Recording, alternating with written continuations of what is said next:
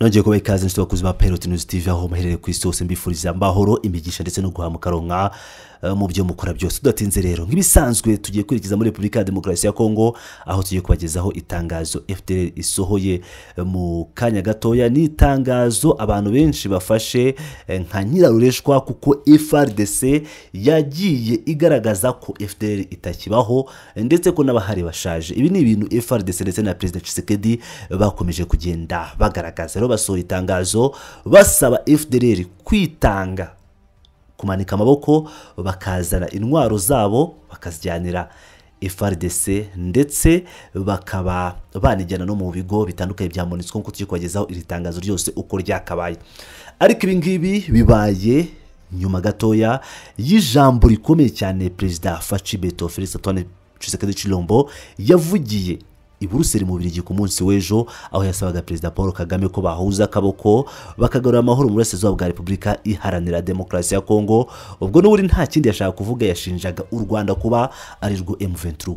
Ibi tuzi neza ko atari ukuri. M23 ni umutwe w'abakongomani bavuga ururimi rw'ikinyarwanda, bazi ibyo barwanira, bafite ibyo barwanira kandi bizwi by'umwihariko birimo n'ubwene gihugu.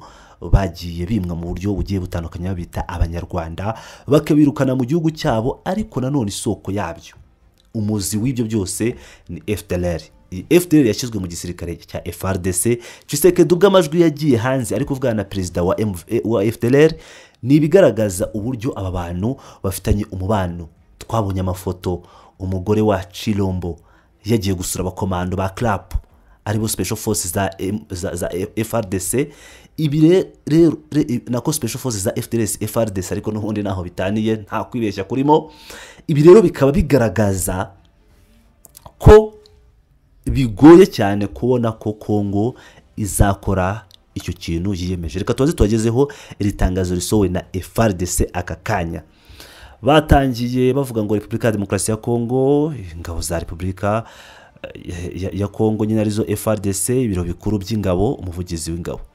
Itangazo rigenewe abanyamakuru nomero 29 ryo kuwa 10 Ukwakira 2025 bagize bati: mu rwego rwo gushyira mu bikorwa amabwiriza y'imirwano yashyizweho ku itariki ya 1 Ukwakira 2025 na komite ihuriweho ishinzwe kugenzura ishyirwa mu bikorwa ry'amasezerano ya Washington yasinywe hagati ya Republika ya Demokarasi ya Kongo na Republika y'u Rwanda ku buhuza bwa Leta Zunze Ubumwe za Amerika. Ingabo za Republika ya Demokarasi ya Kongo FARDC zirahamagarira amatsinda yose y'ingabo zise FDLR, Force Démocratique de Libération du Rwanda, gushyira intwaro hasi no kwishyikiriza ubuyobozi bwa Kongo cyangwa MONUSCO kugira ngo babashe gusubizwa mu gihugu cyabo cy'amavuko u Rwanda.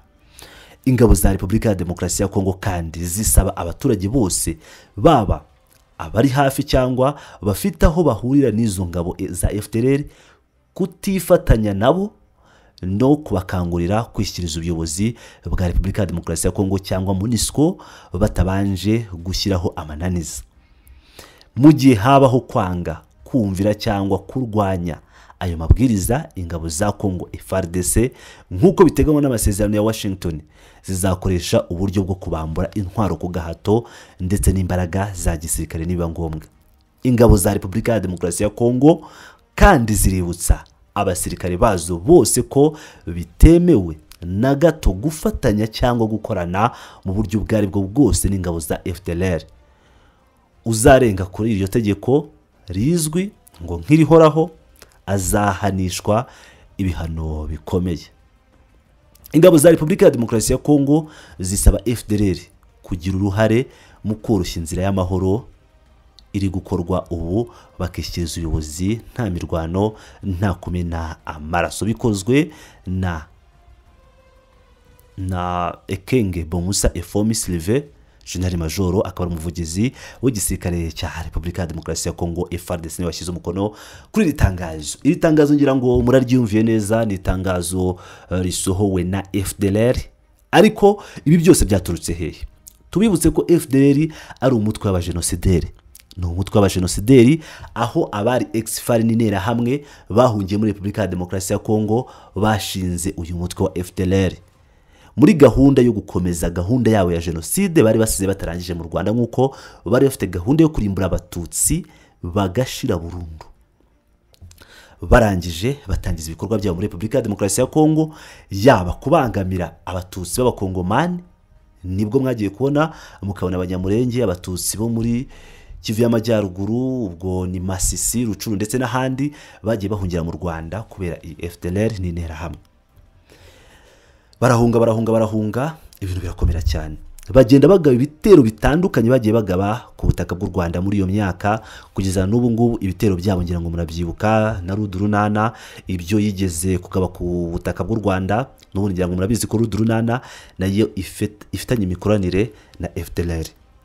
FDLR rero yinjijwe mu gisirikare cya Repubulika Iharanira Demokarasi ya Kongo. Abasirikare bayo ubwo turajya kuri ba Colonel Ruhinda barashwe mu minsi yashize. Uyu Colonel Ruhinda yari umugaba mukuru wa Special Forces za M23, mbabarira ntago ari M23, izi Nyagasozi ntago ari M23, ni FDLR. Yari umugabo w'ingabo za FDLR, aho iyi Special Force ya FDLR yitwa Club niwe wayoboraga. Uyu rwose yajyaga kwa Tshisekedi mu biro bakicara bakaganira, ndetse murabyibuka neza ko n'amajwi yagiye hanze, bya bindi bajya bashyira ibintu hanze. Amajwi yagiye hanze rwose, ijwi rya Chilombo turyiyumvira ari kuvugana na perezida wa FDLR, bari kuvugana uburyo bagomba gukoramo deal zabo. Ibi bintu biri no mu byishe FRDC, kuko FRDC n'ubundi yishingikirije imbaraga za FDLR. Ubusanzwe FRDC njya amakuru mfite nakuye mu basirikare ba M23 nuko rwose FRDC tarwana, ahubwo ikintu bita FDLR nibo basirikare bakomeye cyane muri FRDC, nibo barwana muri urugamba rukomeje kubera muri Repubulika ya Demokarasi, kuko bo n'ubundi abo birukanye, abo banyamasisi, abanyaruca, abanyamurenge babateza ibibazo muri Repubulika ya Demokarasi ya Kongo, nibo bagarutse gushaka uburenganzira bwabo. Rero bo bakoze ibishoboka byose ngo babarwanye, ngira ngo akano murakumvisha. Niyo mpamvu rero bigoye cyane kubona ko abantu Tshisekedi ubwe yavugaga ko batakibaho, avuga ko FDLR ari urwitwazo. Ni gute uyu munsi bafashe itangazo bakaresora bavuga ko FDLR ihari? Ibi ni ibibazo bikomeye cyane. Rero mu rwego ngira ngo murabyibuka neza ko Chilombo ubwo yari Buruseli mu Bubiligi ku munsi w'ejo yasabye Perezida Paul Kagame ko bakorana, akabwira Kagame ati bwira M23 ive mu gihugu cyanjye. Icyo ni ikintu cyambere banje kumubwira, mbere yo kumubwira ati ngiye nawe duhuze ukuboko turebe ko ibibazo twabikemura. Ariko we ntiyashatse gukemura ikibazo, ahubwo yashatse kugiteza afasha FDLR. Ese iri tangazo basohoye bazaryubahiriza? Reka dutegereze turebe niba hari icyo Chilombo azakora, niba ari ubwoba bw'amahanga kugira ngo yereke amahanga ko n'ubundi hari umuntu urengana, nk'uko yabivugiye Buruseli mu Bubiligi ati ngiye rwose nashatse amahoro kuva kera, ndaza njya muri Uganda, ndaza njya mu Rwanda, mu bihugu icyenda byose duhana imbibi, byose ndabizenguruka kuva kuri Zambia ukazamuka Angola, Centrafrique ukagenda ibihugu byose na Congo Brazzaville hose ngo yagiyeyo, kumanuka kugera i Burundi. Avuga ko ashaka amahoro, ariko kwihuza na Sebarundi ndetse n'interahamwe ngo barebe ko babuza umutekano u Rwanda byo byanze kubahira. Reka turebe niba koko Chilombo yaba yicaye akabitekereza akavuga ati ndatsinzwe. Kadutegereze. Nibisanzwe ni Pirate News TV, aho nkomeje kugenda bageza amakuru menshi agiye atandukanye. Mukomeze mane nanjye, ndabakunda cyane. Bristol.